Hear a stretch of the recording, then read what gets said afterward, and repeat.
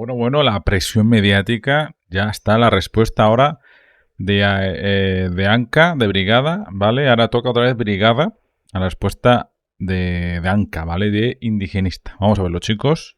Dar like, ya sabéis, estamos haciendo como una serie de un debate entre un hispanista y un indigenista.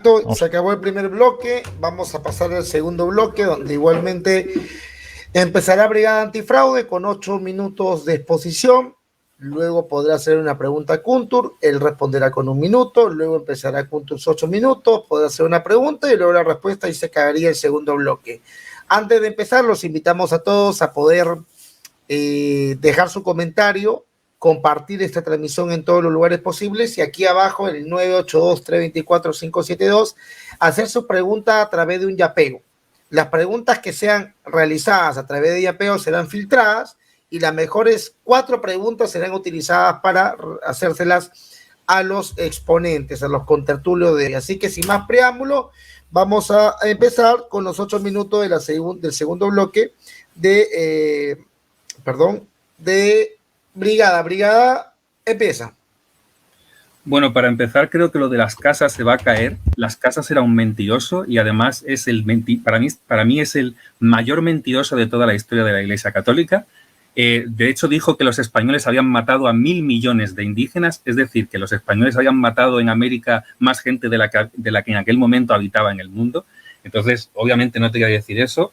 También me has demostrado que no sabes lo que es la leyenda negra. La leyenda negra en los ámbitos académicos, y puedes leer a Sverker Arnoldson, puedes leer a Philip Wayne Powell, puedes leer a Elvira Rocabarea, puedes leer a historiadores de muchísimos países y todos coinciden en que la leyenda negra es la falsificación de la historia de España por parte de los propagandistas europeos que dijeron que utilizaron a Bartolomé de las Casas y todas las mentiras que contaba para un genocidio que era completamente imposible y para un exterminio que era completamente imposible para un puñadito de españoles, una minoría étnica, hacerlo con toda la población.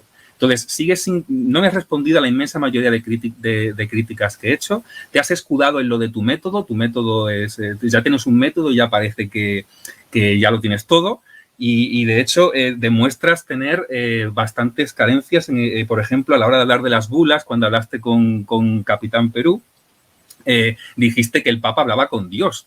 Y eso, obviamente, eso no ha ocurrido jamás en la vida, ¿no? O sea, es que fallas incluso en datos básicos, que claro, si los datos no están bien, da igual el enfoque que tengas, porque los datos son lo imprescindible.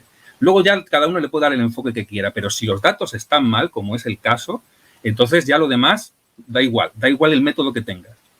Entonces tampoco se santificaba a Colón ni nada por el estilo, o sea, esos datos también son completamente falsos.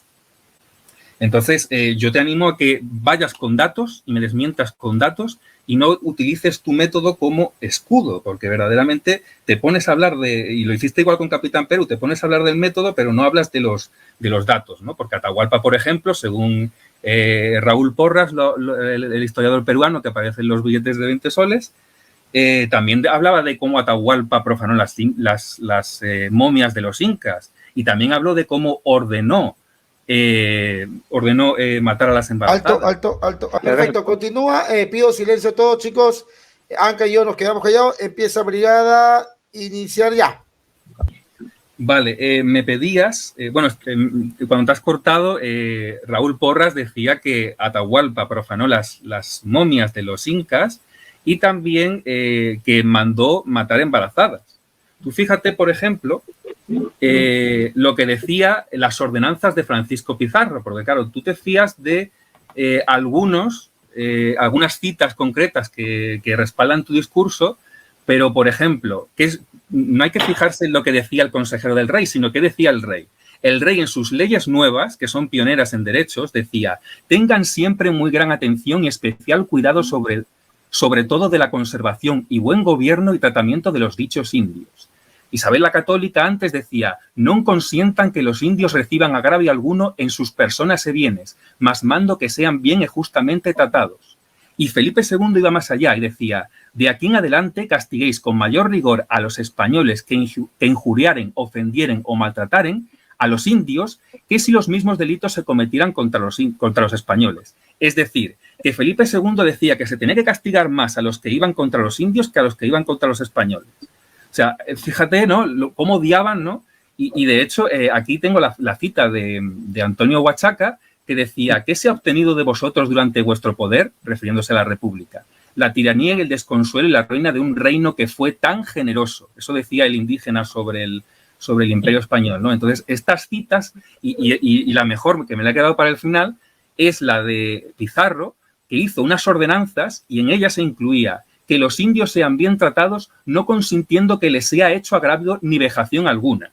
Entonces, yo no veo que los terroristas hablen de esta forma. Entonces, yo creo que si los españoles eran unos terroristas, entonces hemos fracasado rotundamente como terroristas. Yo lo que te pregunto también es, ¿de dónde te has sacado? ¿Qué historiador dice que los españoles fueron terroristas? Y eres tú quien tiene que demostrar que los españoles fueron terroristas. No soy yo quien tengo que demostrar que no lo fueron. El que acusa es el que tiene que demostrar su acusación. Y luego también otras citas para los que dicen que los españoles iban contra las culturas. Decía Felipe II: no parece conveniente forzarlos a abandonar su lengua natural. Solo habrá que disponer de unos maestros para los que quieran aprender voluntariamente nuestro idioma. O sea, no veo que el español se impusiera, ¿no? Y de hecho no se impuso. Fueron los frailes los que aprendían las lenguas indígenas. Luego también podemos leer para las acusaciones de racismo y demás, en el Imperio Español estaba prohibido esclavizar indígenas, pero no negros. Sin embargo, el filósofo Acosta decía, en el siglo XVI, los hijos de los negros etíopes, educados o caso extraño, en palacio, salen de ingenio tan pronto y tan dispuestos para todo, que quitando aparte el color se les tomaría por uno de los nuestros. Es decir, que la única diferencia entre un blanco y un negro era el color. Lo demás era exactamente igual en inteligencia. Eso lo decían los españoles en el siglo XVI. Además, el primer catedrático negro de Europa en el siglo XVI eran los negros. Era un negro que se llamaba Juan Latino.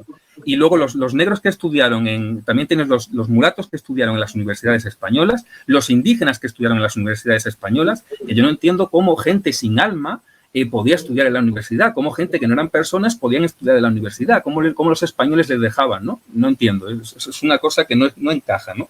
Entonces, yo lo que te insto es a que vayas a los datos, porque yo no he visto a Carlos V decir que maten a las embarazadas de los Cañaris como hacía Atahualpa, por ejemplo. Entonces, te reto a que un rey de España, me pongas una cita de un rey de España despreciando a los indígenas, no de un consejero, no de alguien que estaba por allí, no, de un rey de España que es el que hace la política, o de un conquistador líder, que son los que hacían la política, y no de frases sueltas que te buscas por ahí para sostener ese relato, ¿no? Es como si yo digo, pues mira, es que según este peruano escritor, los españoles somos inferiores. Bueno, pero hay muchos peruanos que no opinan eso.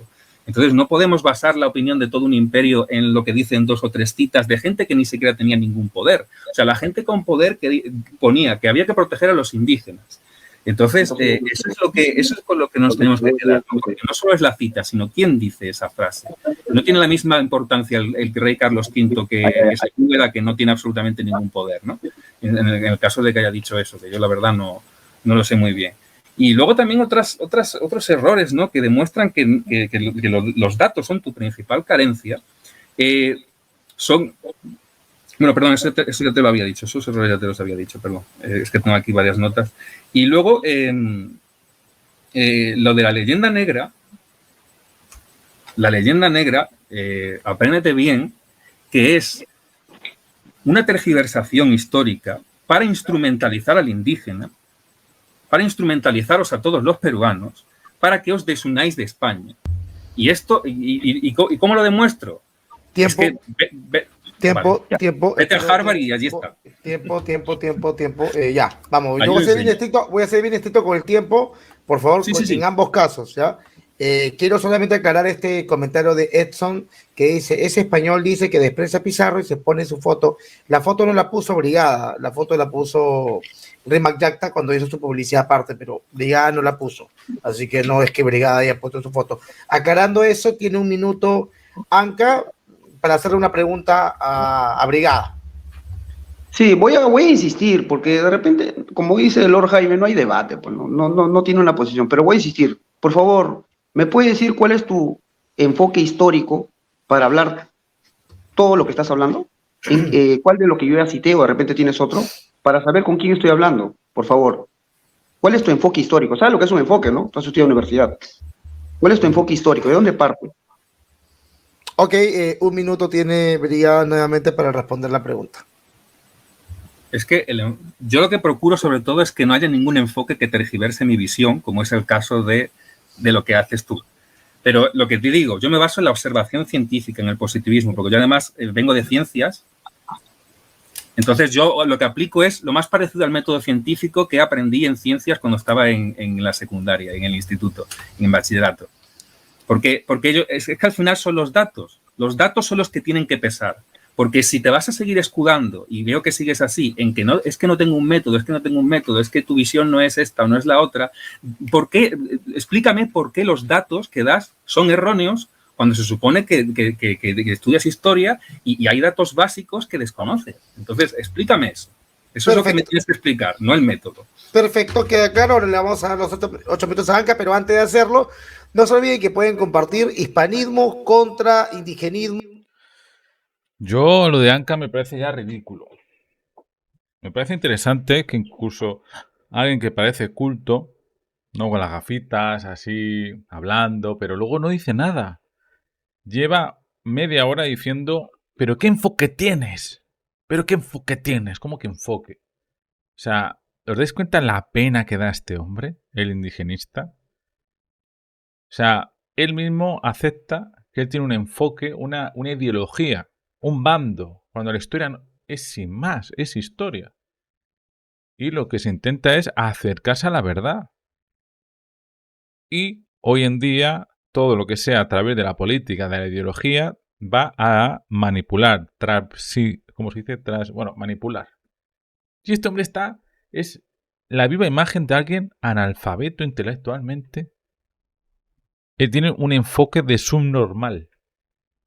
Y mientras Brigada, no sé, es simplemente alguien que intenta leer panfletos de hace 500 años. Ya está.